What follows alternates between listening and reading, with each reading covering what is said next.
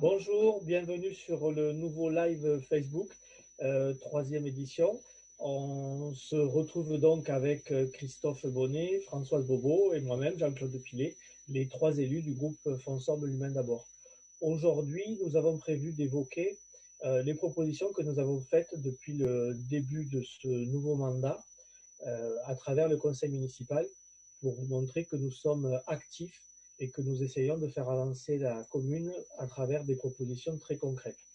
Mais avant toute chose, je veux remercier encore une fois la technique qui nous permet de réaliser ce direct dans les conditions les meilleures possibles et nous excuser pour le petit retard de quelques minutes liés à des ennuis techniques. Mais là, les techniciens ont été très efficaces. Merci encore une fois à eux.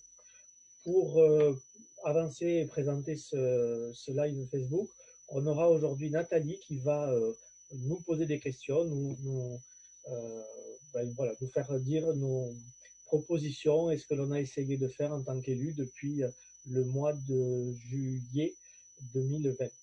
Donc je vais laisser la parole à Nathalie. Bonjour à tous. Nous allons revenir un peu en arrière et notamment au conseil municipal du 16 juillet dernier. Quelles sont les principales propositions que vous avez faites? Alors, ce conseil était un peu particulier parce qu'il devait rattraper le temps perdu puisque suite à la crise du Covid-19, les conseils précédents n'avaient pas pu se tenir et donc il a fallu et voter le budget et faire ce qu'on appelle le débat d'orientation budgétaire qui permet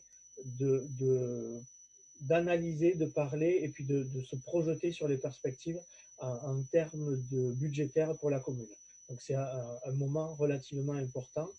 Et nous avons invité dans ce cadre-là la majorité, comme on le fait depuis 16 ans, à arrêter de bâtir leurs analyses et leurs perspectives budgétaires sur les seuls axes libéraux et d'intégrer les notions de développement durable et les apports de d'autres économistes qui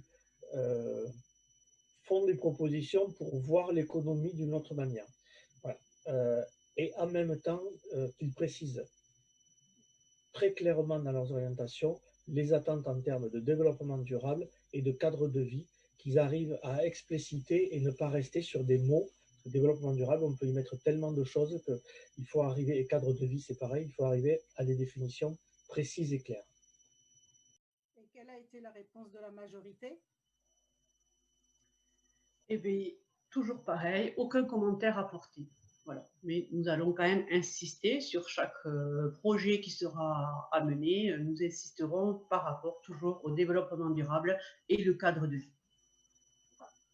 Et ensuite, qu'est-ce qui a été proposé dans ce conseil municipal?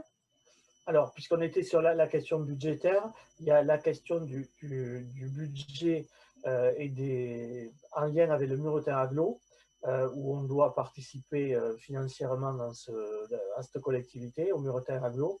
Et on a demandé à revoir le pacte financier, puisque le pacte financier en l'état, donc c'est ce que paye chaque commune au Muretin Agglo, ou pour certaines, ce qu'elles en reçoivent, de le revoir, puisque aujourd'hui, il avantage clairement les communes les plus riches. Et donc nous, on veut un pacte financier qui soit solidaire pour l'ensemble du territoire et l'ensemble des communes, et donc l'ensemble des concitoyens. Oui, Fonsorbe ne fait pas partie de ces communes les plus riches.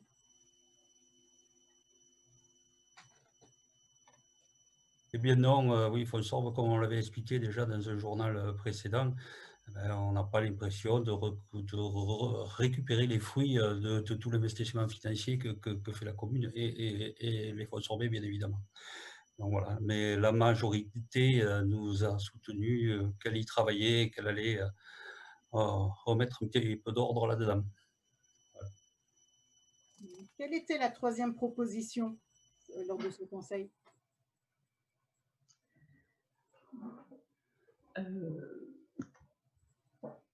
Alors, la troisième proposition, c'était que la mairie sollicite les aides de l'État. Françoise, avant que tu continues ton intervention, il y a un problème avec ta caméra, on ne voit que le haut de ta tête. Pardon. Voilà. Ça sera pour le bêtisier, ça. Voilà. Oui, alors nous avons insisté par rapport aux aides de l'État dans le cadre du Covid, parce que nous avons constaté que la majorité n'était pas au courant apparemment. Ils nous ont dit qu'il n'y en avait pas, alors que nous, on avait quand même amené un document qu'on avait imprimé. Donc là, on avait la preuve et c'est à eux à faire le nécessaire pour demander les aides. Progressons un peu dans le temps. Que s'est-il passé lors du conseil municipal du 23 septembre dernier? Alors, la majorité a proposé l'exonération partielle de la taxe locale sur les enseignes publicitaires.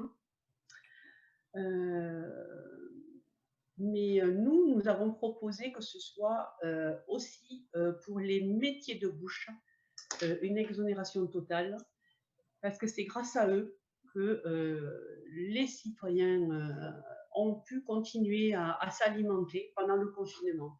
Voilà, ils ont appliqué des horaires supplémentaires, ouvrir plus tôt, finir plus tard. Ils étaient vraiment fatigués. Ils n'en pouvaient plus, certains commerçants. Voilà. Et toujours pareil, ça a été un refus de la majorité.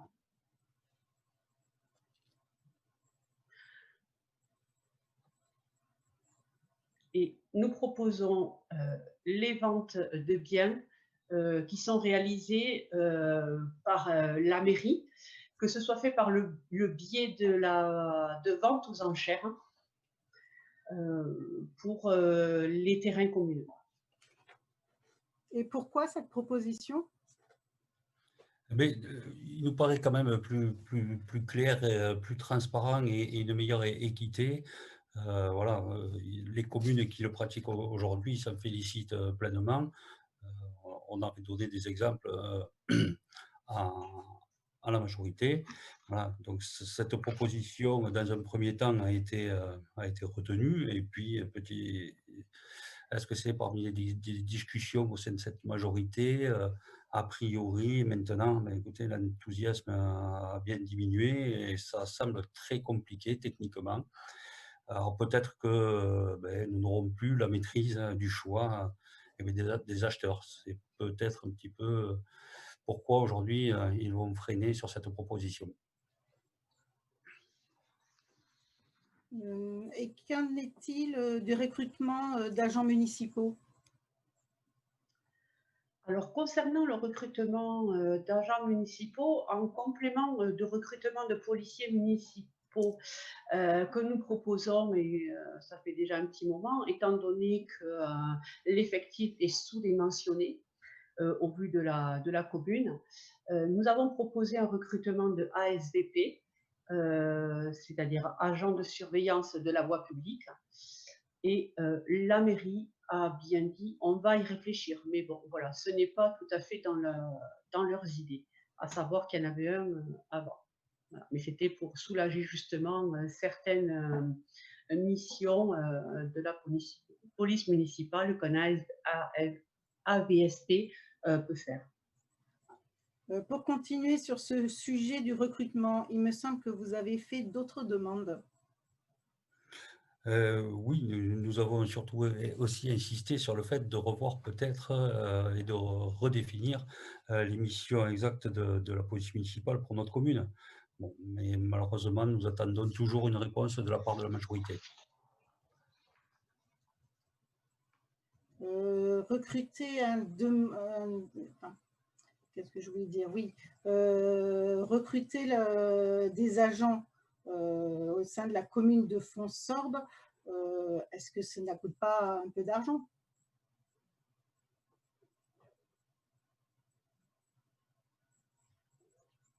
Christophe, tu veux répondre peut-être?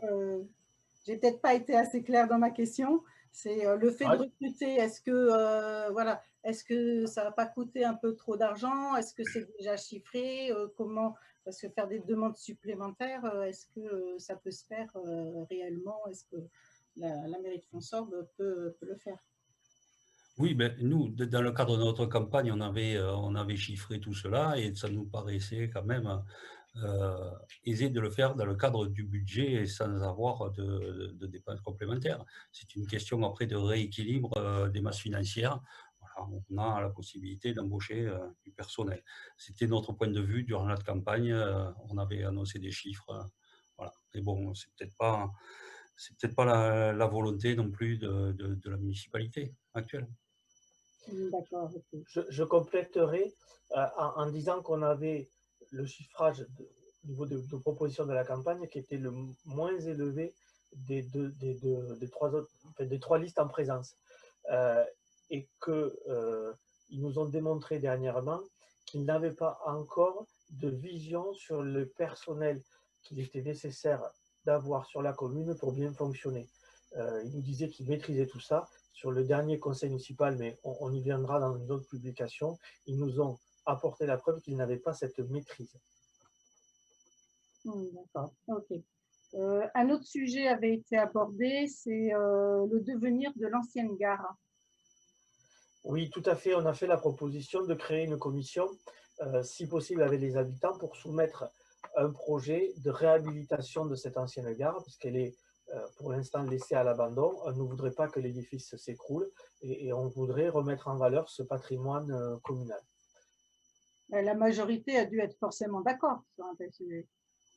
Bah, écoutez, Madame la maire nous a répondu qu'ils allaient y réfléchir de leur côté, mais que quand le dossier aurait été étudié, qu'une solution aurait été trouvée parmi leur équipe, ils nous en parleraient. Son premier adjoint n'a pas été aussi catégorique. Il a évoqué effectivement la possibilité de faire une concertation citoyenne.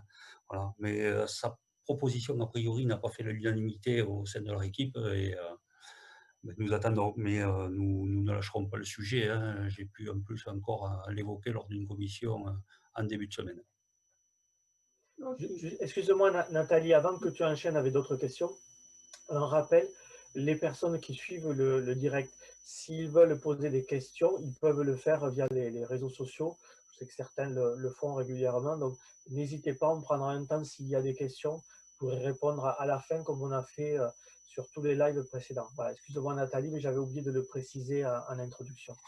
Non, mais c'est très bien. C'est vrai qu'il faut poser des questions pour ceux qui écoutent. C'est important de pouvoir partager. Maintenant, évoquons le conseil municipal du 19 novembre. Vous avez abordé le sujet des séjours de ski. Alors oui, chaque année, au mois de février, un séjour de ski est organisé par la municipalité. Et par rapport aux familles les plus modestes, il y a une participation du CCAS et nous nous sommes aperçus qu'il y avait un problème d'équité par rapport à ce calcul de participation. Donc, nous avons proposé de revoir le calcul justement de la participation du CCAS. Et la mairie a répondu, cela va être fait quand on attend. D'accord. Voilà, ce qui est dommage, c'est qu'il y a un séjour au mois de février, là, le mois prochain. S'il a lieu, malheureusement, avec le Covid, on ne sait pas, c'est toujours en point d'interrogation, mais on aurait pu très bien le mettre en place pour ce mois de février. Donc, on comprend que ça va être difficile. Et ensuite, oui. Par rapport à la parcelle 138. Oui, alors sur cette parcelle, on a demandé, donc c'est une parcelle qui est aux portes du Gers et qui sert d'accès au drive de la grande surface qu'il y a et de quai de livraison, pour accéder au quai de livraison de cette grande enseigne. Donc on a demandé qu'elle soit classée en zone, qu'elle ne soit plus classée en zone d'espace d'équipement sportif, comme c'est le cas actuellement, mais qu'elle soit classée en voirie, comme c'est sa réalité. Donc la majorité nous a dit qu'elle allait l'étudier. Et il semblait découvrir cette classification qui était a priori inadaptée. On a tenu à parler de ces propositions parce que dans les propositions qu'on fait, on relève souvent des points techniques, des choses comme ça, mais qui permettent de remettre l'ensemble de la situation de la commune, de la faire respecter les bonnes règles et que, en l'occurrence là, le plan du cadastre et d'urbanisme correspondent à la réalité. On va aborder maintenant une proposition donc, concernant l'écologie qui tient à cœur à François Blumen d'abord. Vous avez réalisé une proposition à ce moment-là, à cette époque. Oui, donc la municipalité a acté la création d'ombrières, donc des ombrières sur les parkings du lycée. Donc ce sont des éléments métalliques qui vont supporter des panneaux photovoltaïques pour une production électrique et qui permettent en même temps de faire de l'ombre et de pouvoir mettre les véhicules à l'abri pour forte chaleur. Voilà, donc sur ce dossier, donc ils ont lancé un appel à candidature. Donc nous, ils avaient déjà lancé, ficelé le dossier, et nous, on a évoqué le fait qu'effectivement, il y a une filière française aujourd'hui pour recycler quasiment à 95% les panneaux photovoltaïques. Et on a demandé à ce que ce soit intégré, mais malheureusement, comme le dossier était déjà finalisé, c'était un petit peu compliqué. Mais bon, ils n'ont pas perdu l'idée que nous proposons, et ils vont voir avec le candidat qui sera retenu, éventuellement, ce qu'il pourra mettre en œuvre. Mais bon, si ça avait été écrit dès le départ, ça aurait été plus facile. Donc voilà, faire de l'écologie, c'est étudier le dossier de A à Z, du début jusqu'à la fin, et tout étudier et ne pas laisser la moindre idée de côté. Et effectivement, si on faisait un travail plus collectif entre les minorités et la majorité, peut-être que ce point-là aurait pu être vu dès le départ, dès le lancement de cet appel à candidature. À savoir que ça va être très difficile, parce que normalement, quand tu as un cahier des charges qui est écrit, on ne peut pas y revenir dessus. Donc, je pense que voilà, notre idée ne sera pas retenue et ne pourra pas être mise en place obligatoirement à la personne qui aura le marché. Alors là, pour l'instant, ce n'est pas vraiment un marché, c'est un appel à candidature, donc il y a encore des négociations a priori possibles. Ah, Espérons-le. Espérons. Par rapport au Covid et à la crise sanitaire qui en découle, il me semble que vous avez fait des propositions. Oui, tout à fait. On a fait la proposition pour notamment que des aides soient amenées aux petits commerces et aux artisans qui étaient touchés par la crise du Covid et les soutenir dans les difficultés qu'ils traversaient. La réponse de la majorité et de l'autre groupe minoritaire du PS, c'est de demander l'ouverture, comme pour les grandes surfaces, lors des 7 dimanches et jours fériés en 2021 de l'ensemble des commerces. Nous, ça nous sidère, parce que c'est reprendre les solutions libérales qui veulent qu'on soit un grand marché, que tout marche tout le temps. Et ça nous paraît être contre-productif et mettre en difficulté nos petits commerces et nos artisans dans un second temps. Mais au final, pas d'aide pour nos artisans et nos petits commerçants. Et je les invite en tant que salariés d'aller travailler le samedi et dimanche. Qu'ils aillent faire l'essai. Ils verront ce que c'est que la vie de famille. Ah, précisons, il y a deux choses. Dans le cadre de la crise, le gouvernement laisse l'opportunité actuellement d'ouvrir les magasins. Là, on était dans ce qui est proposé, c'est encore autre chose. C'est dans un fonctionnement ordinaire, c'est l'ouverture des magasins le dimanche et les jours fériés. Et donc, eux, ils veulent que cette autorisation qui est donnée à des grandes surfaces pour lesquelles on est contre, ils veulent qu'elle soit aussi donnée aux petits commerçants pour qu'ils, soi-disant, rattrapent leur chiffre d'affaires. Mais si, alors justement, si elle a préconisé cette ouverture le dimanche, avec les travaux qu'elle a engagés sur la route de Tarbes, je pense que beaucoup de commerçants vont y perdre, même s'ils sont ouverts le dimanche. Elle n'a fait que compliquer la tâche. Donc, on va aborder le conseil municipal du 17 décembre, donc le dernier qui a été réalisé, il me semble. Lors de ce conseil, vous avez parlé de la rénovation de l'école de la Béouzo, il me semble. Oui, des travaux vont être engagés de rénovation de cette école. Donc, ça va être des travaux d'isolation, des travaux de remplacement de menuiserie, donc des travaux qui vont dans le bon sens pour la consommation énergétique. Voilà, donc, nous avons évoqué le fait, éventuellement, de savoir s'ils avaient étudié la mise en œuvre de panneaux photovoltaïques pour essayer de tendre vers des bâtiments à énergie positive, donc qu'elle crée une partie de l'électricité qu'elle doit consommer. Écoutez, dans un premier temps, ben non, ça n'a pas été fait. Donc maintenant, ils en avaient lancé quand même l'idée de prendre un bureau d'études pour voir et d'étudier les différentes possibilités. Donc ça a été lancé. Maintenant, nous allons voir, et nous ne manquerons pas de suivre ce dossier de près pour éviter de faire comme au gymnase de Cantelose, l'extension du gymnase de Cantelose, où là, aucune étude n'avait été faite et les travaux ont démarré, vous avez pu peut-être le voir, et sans étude voilà, d'énergie renouvelable. Okay. Un dernier point, le Muretin Aglo propose des composteurs en bois et la mairie propose d'en prendre une partie à la charge pour que ça revienne à 12 € le composteur.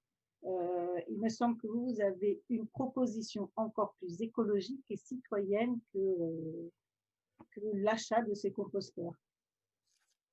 Ouais. Alors là, je vais recentrer un petit peu donc, le sujet. Donc, le Muretin Agglo vend à tout particulier, à tout habitant de l'agglomération des composteurs à 25,50 €.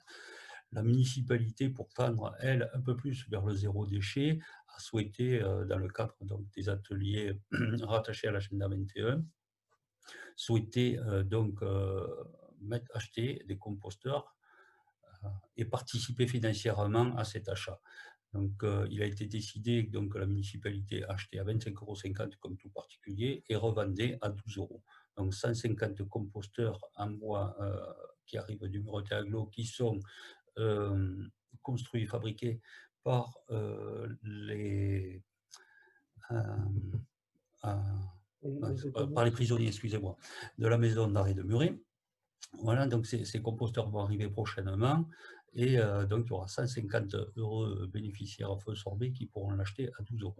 Donc nous, ce qu'on a fait comme proposition aussi, c'est pour tendre vers le zéro déchet, c'est éventuellement peut-être aussi de créer un atelier de fabrication, d'accompagnement des personnes à l'utilisation de composteurs. Et pour cela, on a proposé que cet atelier puisse fabriquer des composteurs avec à l'aide de bois de récupération, de bois de palette, puisque c'est un petit peu aussi actuellement à la mode. Voilà, donc bon, bah, écoutez, on a fait la proposition. Je continuerai dans le cadre des ateliers et de l'agenda 21 et de la commission à laquelle je participe à pousser pour que ce projet puisse aboutir. Bon, très bien. Il me semble qu'on a vu un peu toutes les propositions que vous avez réalisées au sein des différents conseils municipaux. Maintenant, on va peut-être demander à Jean-Luc s'il y a des questions, s'il nous écoute. Est-ce qu'il y a eu des questions? Tout à fait. Donc, il y a eu quelques questions au travers de Facebook par nos auditeurs. Une première au sujet des travaux de la route de Tarbes. La question est: est-ce que le Muretin Agglo ou la municipalité ont-ils prévu des aides pour les commerçants de la route de Tarbes qui vont avoir des manques à gagner pendant les travaux? Tout à fait. De mon Tu point de réponds, vue, Christophe, ou je... je peux commencer, tu pourras Vas-y, peut-être ouais, continuer, vas-y. puisque de par effectivement les commissions auxquelles on participe, donc moi je travaille plus, je suis plus sur la partie technique. Donc au niveau technique, on a parlé financement des travaux. Nulle part il a été évoqué ce problème-là. Alors peut-être qu'au niveau de la commission finance à laquelle tu participes, Jean-Claude, tu aurais peut-être d'autres informations à communiquer à cette personne. Alors, j'allais pas communiquer des informations, mais j'allais être très ironique. quand on voit sur la proposition par rapport à la crise du Covid, où déjà les commerçants et les petits artisans sont en difficulté, la difficulté pour leur faire entendre qu'il faut les aider, ou on a affaire à un refus, ou en gros, ils ont qu'à travailler plus. Je suis très pessimiste sur ce genre de choses, mais je pense que ça serait quelque chose de toute façon qu'il faudrait initier. J'en profite pour dire qu'on a sollicité Madame la maire et sa majorité pour faire une réunion publique, donc en visio, pour donner des informations sur les travaux à l'ensemble des habitants qui sont concernés par ces travaux. Nous n'avons toujours pas de réponse et nous ne savons pas si elle va l'organiser. Si on voit qu'elle ne l'organise pas, nous prendrons l'initiative de le faire pour recueillir toutes les questions, doléances et les faire remonter avec force. D'autres questions? Oui, toujours autour de ces travaux de la route de Tarbes, qui a l'air de passionner quand même pas mal de Fonds-Sorbet. Il y a eu apparemment une réunion d'information avec les commerçants. Savez-vous s'il y en a une de prévue pour les riverains? Alors, c'est ce que je viens juste de dire à l'instant. On a relancé par écrit Madame la maire pour demander qu'il y ait une réunion, donc qui se fasse au moins en visio, puisque les contraintes liées au Covid nous empêchent ça empêche cette réalisation. Nous n'avons toujours pas de réponse, donc nous allons le relancer. Si Madame la maire n'organise pas cette réunion publique, nous, par visio, nous en ferons une pour écouter toute la parole et toutes les questions des riverains, aller la porter, aller chercher les réponses et en faire un retour. On trouve anormal qu'il n'y ait pas une information de meilleure qualité à destination des riverains. Y compris de l'ensemble de la population, puisque Oui, beaucoup de nos concitoyens quand même utilisent la route de Tarbes. Et aujourd'hui, à part nous indiquer qu'il va y avoir des alternants et que voilà, depuis quelques jours maintenant, ben, on se rend compte qu'il y a effectivement des feux alternatifs, qu'il y a une partie de la route de Tarbes qui est condamnée.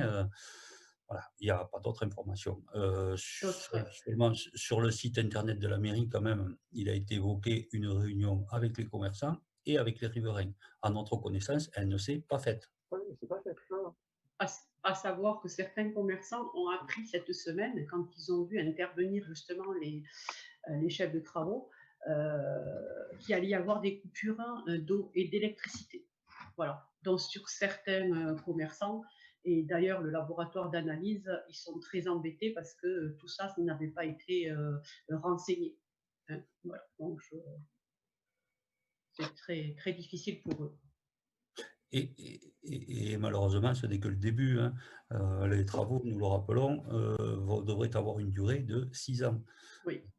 Voilà, ça va se faire par tronçon. On commence entre la route de Fontenay et aujourd'hui et la rue du Calvaire. La suite va s'étaler donc sur la durée du mandat. Alors, toujours autour de cette route de Tarbes, donc une personne à mobilité réduite qui fait remarquer que pendant les travaux, il est assez difficile de circuler pour toutes ces personnes à mobilité réduite. Et donc, il y avait des trottoirs qui étaient plutôt bien autour de ça. Est-ce qu'ils vont être remis aux normes sur toute cette portion-là? Est-ce qu'on peut espérer des trottoirs dignes de ce nom pour les personnes à mobilité réduite? Dans un premier temps, c'est une obligation. Maintenant, tout travaux faits sur la voirie doit permettre à quiconque de pouvoir les emprunter, que ce soit donc les personnes à mobilité réduite en fauteuil, tout type de handicap, les personnes âgées, les mamans avec des poussettes. Voilà, tout le monde, tout Fonds-Sorbet pourra emprunter ces trottoirs-là. Ça va se faire petit à petit. Hein. Voilà. En attendant, pendant la phase travaux, effectivement, ça risque d'être un peu plus compliqué que ce ne l'ait été avant ce démarrage. Cette question, elle est importante parce que, à ma connaissance, il y a plusieurs personnes qui ont des handicaps qui habitent sur la route de Tarbes. Donc, on va la relayer parce qu'il faut que pendant les travaux, ils puissent pouvoir se déplacer dans les meilleures conditions possibles.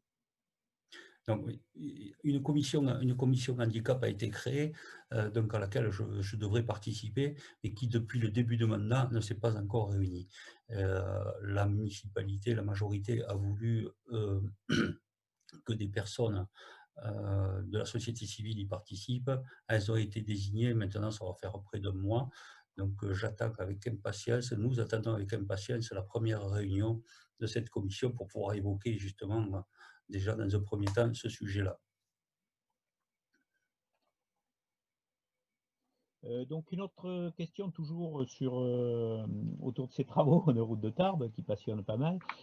Au niveau de l'éclairage, est-il prévu, sur les éclairages de passage piéton notamment, est-ce qu'il est prévu des éclairages, je dirais, intelligents et dignes du développement durable?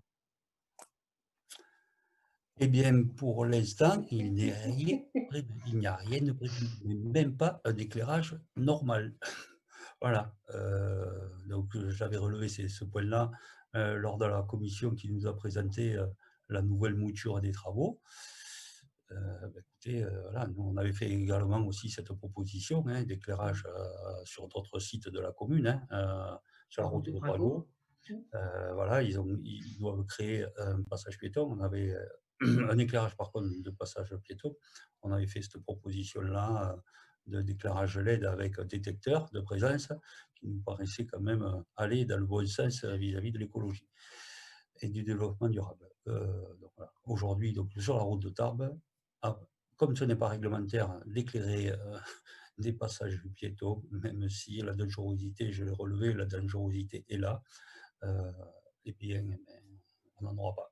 Espérons qu'ils auront entendu notre demande et qu'elle pourra aboutir au moins, à minima, sur un éclairage classique.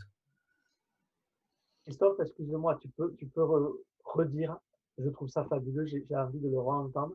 Les passages piétons ne seront pas éclairés et la raison, c'est? Ce n'est pas réglementaire, ce n'est Non. pas obligatoire. Il n'y a pas beaucoup de passages. Non, mais même, ils vont en créer des supplémentaires, mais dans le texte qui nous a été donné, c'est que réglementairement, il n'y a aucune obligation. Nous, on continuera à demander qu'ils soient éclairés. Hein. Et avec des équipements, ce que tu as bien expliqué, Christophe. Donc on va changer un petit peu de chapitre et quitter les travaux de la route de Tarbes pour rester dans les travaux, notamment le chauffage du gymnase. Alors je ne sais pas quel gymnase, je n'ai pas la précision, ça va peut-être vous parler. Le chauffage du gymnase a été coupé suite aux travaux. Les enfants qui font la GRS dans ces locaux ont vu leur salle couper un chauffage. Donc une autre salle au trépadé a bien été proposée, mais tous les créneaux ne sont pas possibles. Donc les enfants sont obligés de mettre 3 couches de vêtements pour faire leur sport. Est-ce que vous êtes au courant de cette restriction et qu'en pensez-vous? Alors, nous sommes au courant et nous sommes même intervenus. Je vais peut-être laisser François si tu expliques que c'est toi qui es intervenu, ce que tu as fait. Oui, alors on m'a interpellé par rapport à un message qui avait été fait aux enfants qu'il fallait qu'ils se couvrent par rapport à ce manque de chauffage. C'est sur le gymnase de Campelos, voilà, qui est dû à l'agrandissement de ce gymnase. Et c'est la GRS qui, justement, a ses cours dans ce gymnase. Et dès que j'ai été au courant, j'ai envoyé un mail à la mairie. À ce jour, je n'ai toujours pas de réponse, ça fait 1 semaine et demie. Voilà. Mais entre-temps, j'ai eu une responsable de la GRS qui m'a dit qu'un chauffage avait été mis en place provisoirement. Voilà. Alors, je n'ai pas eu le détail, mais bon, apparemment, ils ont eu un chauffage. Mais il m'a quand même été dit par cette responsable que si on leur avait, l'information avait été donnée avant, la responsable aurait pris une autre organisation, c'est-à-dire qu'elle aurait dit bon, ben voilà, à partir d'aujourd'hui, tout se passe au trépadé et il n'y avait pas de problème de chauffage. Mais malheureusement, toujours pareil, manque de communication, ils ont pris une décision, c'est eux qui la prennent. Voilà. Et ce qui est dommage, c'est que déjà toutes les associations sont en difficulté par rapport à la Covid. Et si en plus on ne leur met pas le chauffage et qu'on complique la vie aux adhérents, c'est sûr que toutes les associations vont avoir encore plus de complications parce que les adhérents ne vont pas aller renouveler leur cotisation dans les associations où ils ne trouvent pas le confort. Voilà. Mais apparemment, le chauffage a été réglé. C'est un chauffage provisoire. Je vais compléter ou élargir. Il y a un point commun à tout ça, c'est qu'ils font des choses, on voit qu'ils font des choses, mais ils oublient de faire le lien avec la réalité et surtout avec les humains qui utilisent ces choses. Et c'est ça qui fait défaut. Ils ne voient pas et ils ne font pas le lien avec les incidences que ça peut avoir et donc les précautions qu'il faudrait prendre, l'information qu'il faudrait donner et les actions de prévention qu'il faudrait faire pour éviter ce genre de choses. Ça fait 6 ans que nous bataillons sur ce thème-là et que nous essayons de les faire changer. Visiblement, nous n'y arrivons pas. Pourtant, ils nous rassurent qu'ils sont en lien étroit avec les associations, hein, qu'il n'y a pas de problème. Ah, mais il n'y a jamais de problème. Est-ce qu'il y a d'autres questions qui sont arrivées? Donc, c'est plus une suggestion concernant, vous avez parlé tout à l'heure de l'ancienne gare, une suggestion de la part d'un auditeur. L'ancienne gare a été un lieu de résistance pendant la dernière guerre. Pourquoi ne pas en faire un lieu de mémoire? Donc, c'est une suggestion. À retenir et on l'invitera aux commissions du projet. Oui, parce que nous espérons gagner sur le fait qu'il y ait une commission avec des habitants pour réfléchir au devenir de cette gare. On continuera jusqu'à temps qu'on l'obtienne. On veut éviter qu'on nous présente une solution clé en main qui risque de ne pas convenir à l'ensemble des habitants. Ce qui serait bien, c'est que cette personne nous fasse passer ses coordonnées pour qu'on puisse justement le recontacter en temps voulu. Mais pas de problème, de toute façon, on a les questions avec les auteurs. Voilà. Une autre question qui, je crois, avait été déjà posée. Avez-vous pu demander à la mairie si la mairie allait fournir des masques inclusifs aux maîtres et maîtresses de nos écoles? Pas clairement et explicitement. On l'a évoqué, des choses doivent être faites, mais on va le porter je pense, sur un prochain conseil municipal. En tout cas, il y avait ce qui nous a été dit, alors en off, c'est pour ça que je me méfie toujours, parce que tant que c'est pas acté dans l'instance du conseil municipal ou que c'est, alors déjà quand c'est acté, c'est pas forcément respecté, mais alors encore plus les discussions à côté. On a, comme on s'était engagé, évoqué cette question. On nous a dit qu'il y avait une réflexion, une étude là-dessus, mais on n'a rien de concret. Et là aussi, on ne lâchera pas l'affaire tant qu'on n'aura pas des réponses concrètes. Je sais pas, Françoise, si tu veux amener là-dessus des précisions, si tu as eu d'autres infos de ton côté. Non, pas du tout. C'était juste pour dire qu'il y avait une élue justement qui avait ce modèle de masque et qui, elle, justement, portait la même idée pour les enseignants et les malentendants, voilà, que c'était très pratique pour eux. Donc, je pense qu'elle va mener l'affaire, elle aussi, avec nous.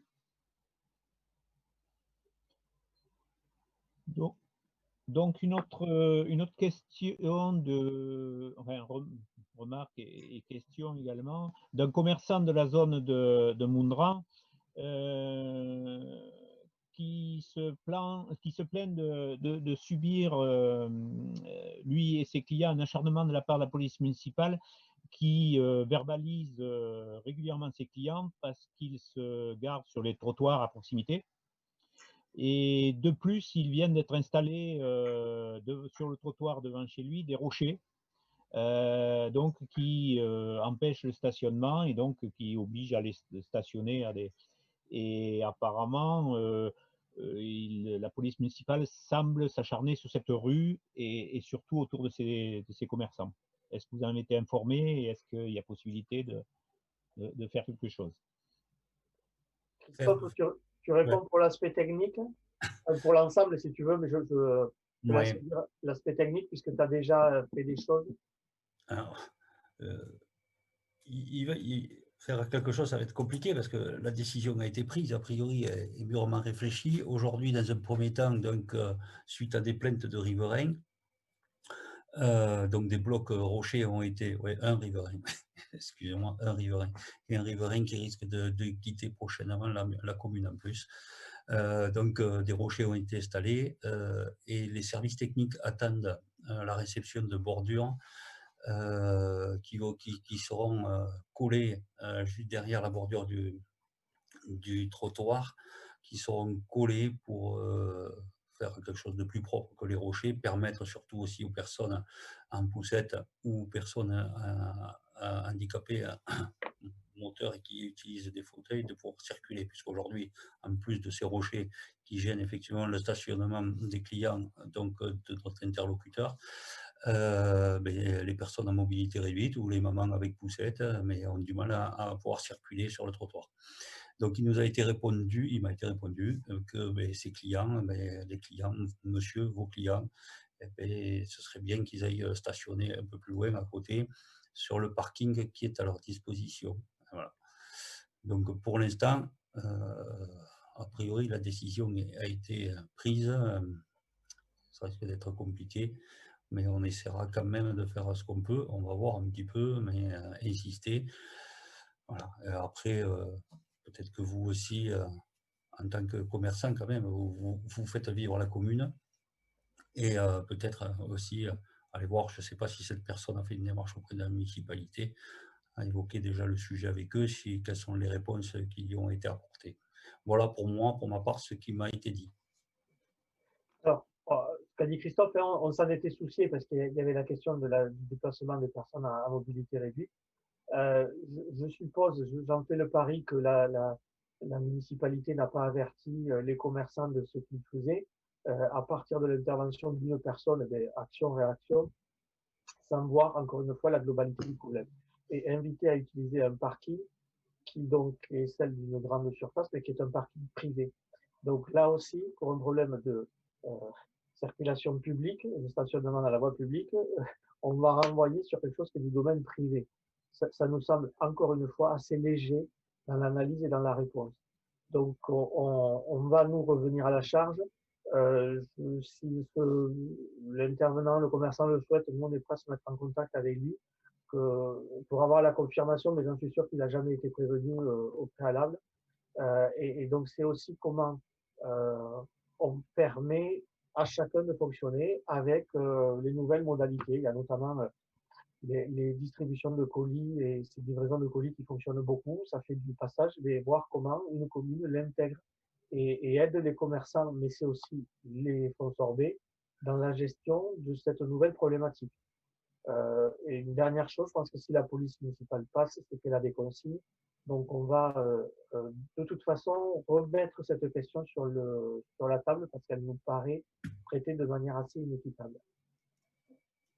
Donc cet auditeur précise bien qu'il n'a pas été du tout informé de la pose de ces rochers. Hein. Il les a découverts et que donc et l'autre remarque qu'il fait, c'est que la police s'est passée directement à de la répression sans aucune information, sans aucun affichage, et c'est ce point qui l'a un petit peu heurté. Oui, mais c'est bon. Vous voyez, j'en étais sûr. On commence à savoir comment ils fonctionnent. Hein. Ils font des choses sans réfléchir, en prenant un seul bout sur une intervention. Alors on ne sait pas pourquoi cette personne est plus écoutée qu'une autre. Allez savoir. On vous laisse vous faire votre propre idée. Mais en tout cas, ils n'y répondent pas de façon globale. Voilà. Et ils restent sur des petits bouts. Alors, il y a un rond-point, il faut sécuriser, mais on ne pense pas au reste. C'est ce qu'on dénonce depuis 6 ans et ce qu'on continuera à dénoncer parce que chaque fois, je redis, c'est les fonds sorbets, c'est les personnes qui ont de l'activité sur la commune qui en pâtissent. Et malheureusement, on a trop d'exemples comme ça. Donc, pour terminer, donc c'est plus des remerciements plus qu'une question. Donc, de la part d'une personne à mobilité réduite qui dit que bon, elle vous remercie car vous êtes les premiers à les tenir au courant de tout et surtout de prendre des nouvelles des personnes seules et handicapées. et que ça fait chaud au cœur. Voilà, donc je termine par ce remerciement de la part d'une personne handicapée de la commune. On les reçoit avec plaisir, mais avec un peu d'amertume, parce que normalement, la commune, par le biais du CCAS, devrait aller vers toutes ces personnes, surtout dans la période dans laquelle on traverse. On n'arrête pas de pousser cela. Françoise Bobo, notamment, il déploie une énergie considérable et on est obligé de pallier à tous les manques de notre commune par rapport à toutes ces personnes en difficulté. Il est anormal qu'il n'y ait que 22 personnes qui soient recensées comme personnes isolées ou en difficulté sur la commune. Sur une commune de 12 000 habitants, il y en a plus. Il faut se donner les moyens d'aller vers les gens en difficulté. Il y a des personnes qui sont en train de s'effondrer en lien avec la crise. Ils sont mal, il faut aller vers eux. Ça se fait ailleurs, ça se fait dans notre département. Il y a plein de communes qui prennent des initiatives. Encore une fois, nous sommes sur des positions, je vais dire, très idéologiques. C'est aux gens de se débrouiller. S'ils ont un problème, ils n'ont qu'à venir se signaler. Nous, ce n'est pas notre conception de la vie en société et du rôle du politique et du coup, les valeurs que l'on porte, qui sont claires, on l'affiche, c'est l'humain d'abord. Et tout doit être fait d'abord pour l'humain, quel qu'il soit, handicapé, personnes âgées, artisans, commerçants, l'humain d'abord. François, je ne sais pas si tu veux rajouter quelque chose par rapport à ça, parce que tu as beaucoup œuvré. Je crois que même maintenant, on nous appelle directement parce qu'on est plus efficace. Tu pourrais amener plein de témoignages là-dessus. Alors oui, bon, des témoignages, j'en ai. Hein. Des personnes qui déménagent avec un scooter. Voilà, nous ne concevons pas cette méthode. Nous sommes intervenus pour aider cette personne. D'autres personnes pour les papiers administratifs, pas avoir les assistantes sociales aussi voilà, du département, mais aussi il faut de l'accompagnement, leur dire qu'ils peuvent aller au CCAS, les accompagner. C'est du permanent, du permanent. Et alors après, moi j'ai sollicité le CCAS pour leur dire qu'il faut être réactif et qu'il va falloir passer à la vitesse supérieure justement cette semaine par rapport à des différentes aides. Voilà. Donc, mais je leur ai dit que là maintenant il ne faut pas dire on va faire, il faut dire il faut faire et il faut y aller de suite. Quoi. Donc il serait temps qu'on se réunisse au CCAS, mais il faut se trouver rapidement et mettre en place. Il faut être très réactif. Voilà, parce que des personnes sont très mal à l'heure actuelle et financièrement.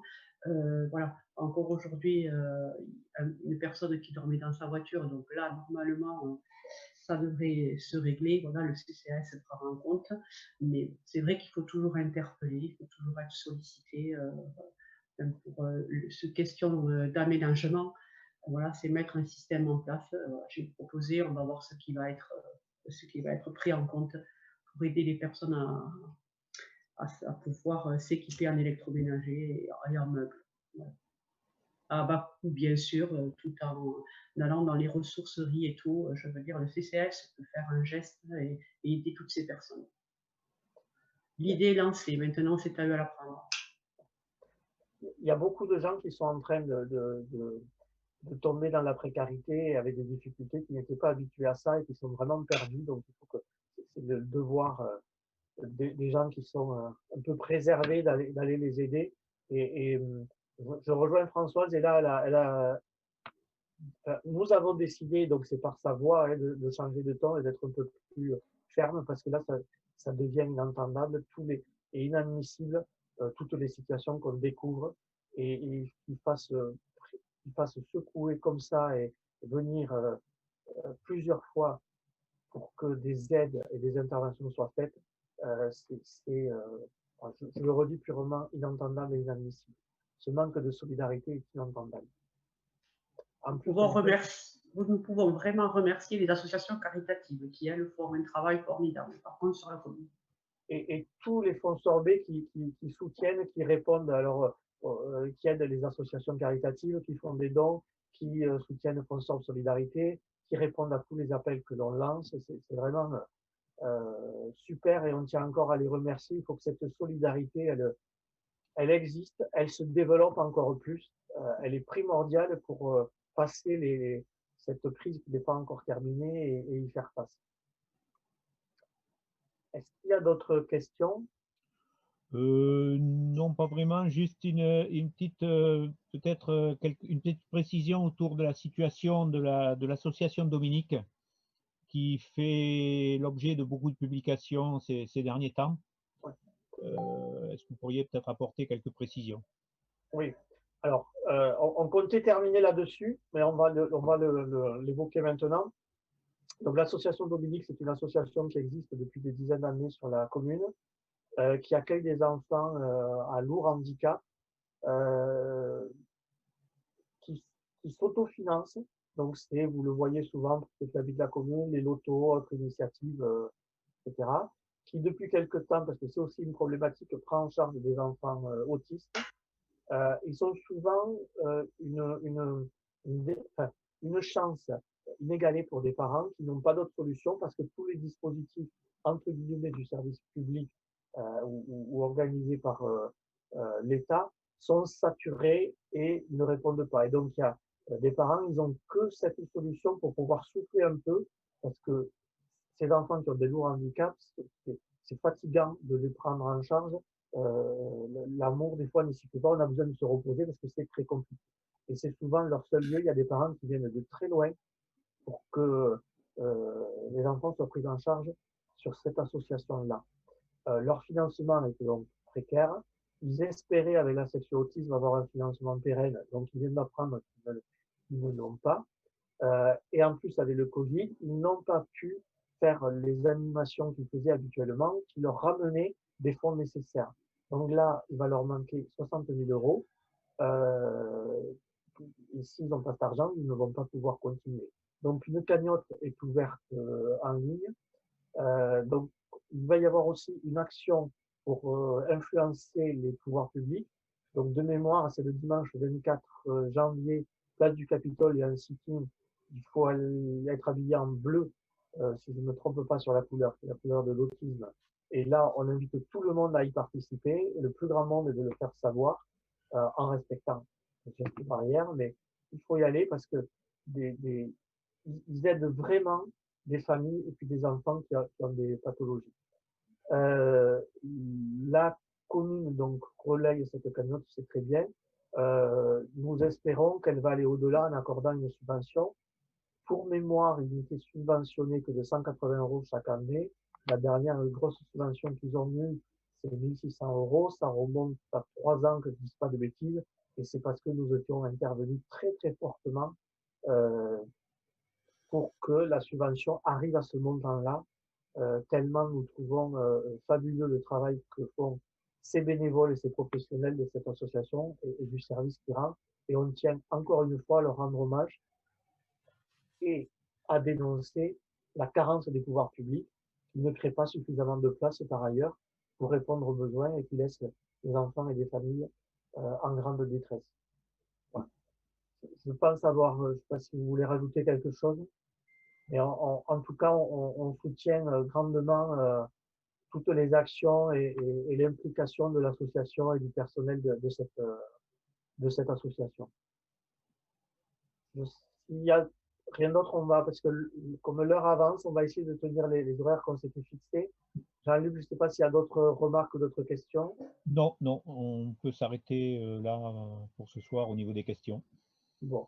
Alors, pour terminer, ce qu'on voulait vous dire, donc l'objectif de ce soir, c'était de vous montrer que nous faisons des propositions depuis que nous sommes élus, comme nous l'avons toujours fait depuis 6 ans, qu'on a parfois du mal à se faire entendre, que sur les conseils, c'est souvent compliqué parce qu'on nous coupe la parole, il y a des ricanements, il y a des attitudes de mépris. Mais nous, on garde le cap parce qu'on croit aux valeurs que l'on porte. Souvent, on porte des paroles d'habitants, c'est des gens qui nous l'ont demandé, puis on a réfléchi les questions avec des habitants.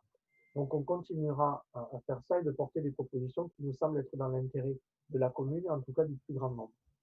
Et de porter aussi nos valeurs sociales, écologiques, qui nous paraissent, et humaines, qui nous paraissent primordiales. Nous faisons tout ça avec nos petits moyens que nous avons. Souvent, nous devons batailler pour avoir les documents, pour avoir les dossiers. Ils nous sont souvent remis au dernier moment. Il y a souvent des erreurs. Donc, c'est aussi là une lutte permanente. On trouve déplorable que au XXIe siècle, la démocratie soit encore menée par de telles mesquineries. Mais bon, on fait avec, on continue la bataille. Tous les dossiers que nous traitons, nous nous entourons de compétences, on les travaille à plusieurs. Donc, on essaye d'être le plus efficace, sûr de nous. Et je pense que c'est aussi ça qui met en difficulté la majorité, parce qu'ils n'ont peut-être pas la même implication dans les dossiers que nous y mettons et la même maîtrise des dossiers. Il arrive souvent qu'en conseil municipal, nous maîtrisions mieux les dossiers qu'ils nous présentent, parce que nous avons travaillé. C'est quand même quelque chose que vous le reconnaîtrez ubuesque. Donc, nous continuerons notre action, nos actions. On vous invite à nous rejoindre parce que plus on est, mieux c'est, que nous croyons à nos valeurs humaines, à la nécessité de prendre en compte le réchauffement climatique et d'engager des vraies mesures pour sauver notre planète et de s'inscrire dans le développement durable et de se dire que un autre modèle économique est possible que cette course au profit, à la consommation, sans dans un souci de justice et d'équité, et qu'il y a des choses à construire et à inventer, et qu'il faut à tous les niveaux, et donc y compris à notre commune. Voilà, donc on vous invite, le prochain live que nous allons faire, ce sera le 18 février. Le prochain conseil municipal est le 27 janvier. Alors, on ne sait pas dans quelles conditions il se fera, puisque là, il y a eu de nouvelles dispositions avec le couvre-feu qui est instauré à partir de 18h, donc on ne sait pas trop. On aimerait que ce conseil municipal soit retransmis, on espère y arriver un jour. Le lien avec la crise, là, continuez à prendre soin de vous. On sait que c'est de plus en plus difficile pour de plus en plus de monde, que les décisions du gouvernement sont de plus en plus incompréhensibles. Bon, on prend acte qu'il y a le couvre-feu, mais je pense que comme beaucoup, on a du mal à suivre les réponses. Voilà. Et on espère qu'on va sortir tous au plus vite de cette pénible période que l'on traverse et qu'il y aura le moins de dégâts possible. Je le redis, on en a parlé, mais soutien à l'association Dominique, allez sur leur site, allez sur le site de Sponsor Solidarité, la cagnotte. On vous invite à être généreux. Voilà. Je vais remercier Christophe et Françoise, comme chaque fois, d'avoir répondu puis participé au live. Remercie Nathalie pour l'animation. Remercier les techniciens qui ont encore une fois permis que ce live se passe dans les meilleures conditions possibles, dans les meilleures qualités possibles. Je le redis, j'insiste là-dessus, on a très peu de moyens, on arrive à faire ça, la commune doit y arriver. Quand je vois la vision des commerçants la dernière fois, c'était pitoyable, on n'entendait rien. Nous, avec nos faibles moyens, on arrive à vous présenter quelque chose que nous pensons d'être d'une qualité à peu près satisfaisante. C'est inentendable pour nous. Il faut qu'il y ait ce respect. C'est ça aussi la démocratie. Voilà, on va clore, vous dire au revoir. Donc, au 18 février, vous pouvez nous retrouver sur tous nos réseaux sociaux. D'ici là, nous allons continuer à faire nos petites brèves sur des sujets spécifiques et nous ferons un retour donc, du conseil municipal du 27 janvier. Et si on peut y aller, parce que ça dépendra du Covid, du conseil communautaire qui est la semaine prochaine. Un grand merci à vous tous. Au revoir. Au revoir. Au revoir. Et à bientôt. À bientôt.